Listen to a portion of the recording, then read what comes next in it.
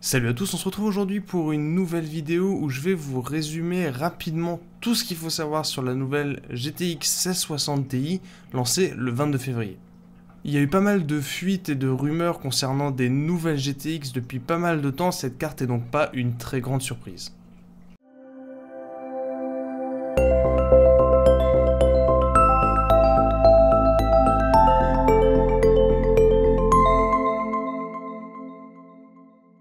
Comme prévu, on est ici sur une version sans RT ni Tensor Core, contrairement à la RTX 2060 que j'ai pu vous présenter récemment.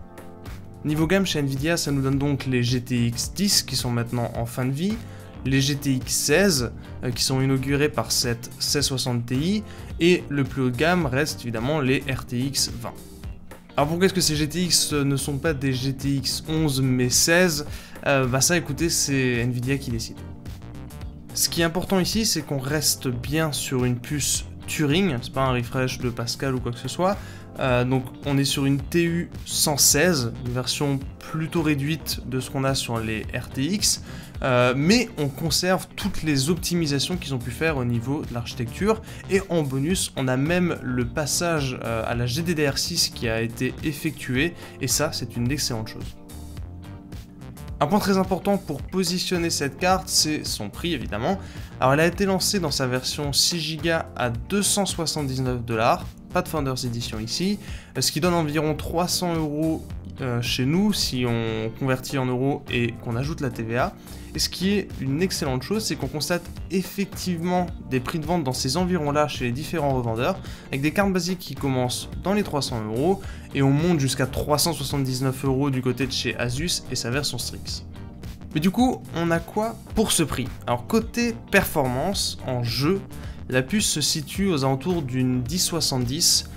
qui avait été lancée à 379$, si on se souvient bien, mais dont le prix a beaucoup varié durant sa période de commercialisation. Si on met de côté les promos des GTX 10 qu'il y a eu ces derniers temps pour écouler la fin des stocks, on est ici sur un modèle avec un très bon rapport performance-prix, qui vient même un petit peu concurrencer la RTX 2060, vendue 70 à 100€ plus cher.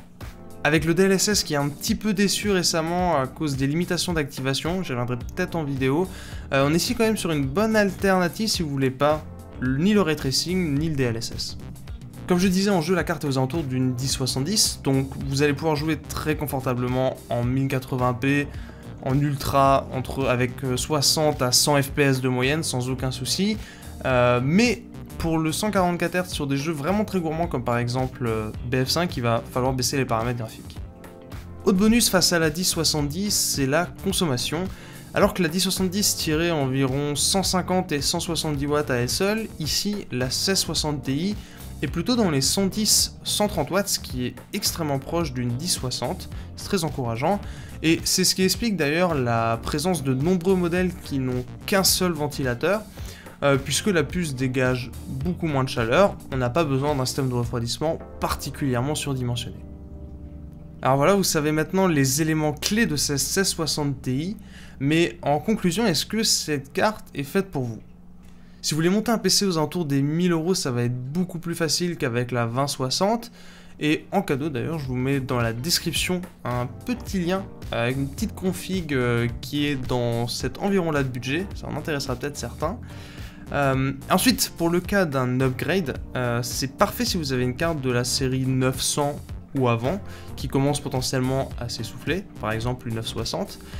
Mais attention par contre quand même à avoir un processeur correct, un modèle pas très puissant, en quad-core un peu vieux, accompagné de DDR3, risque de limiter un petit peu vos performances.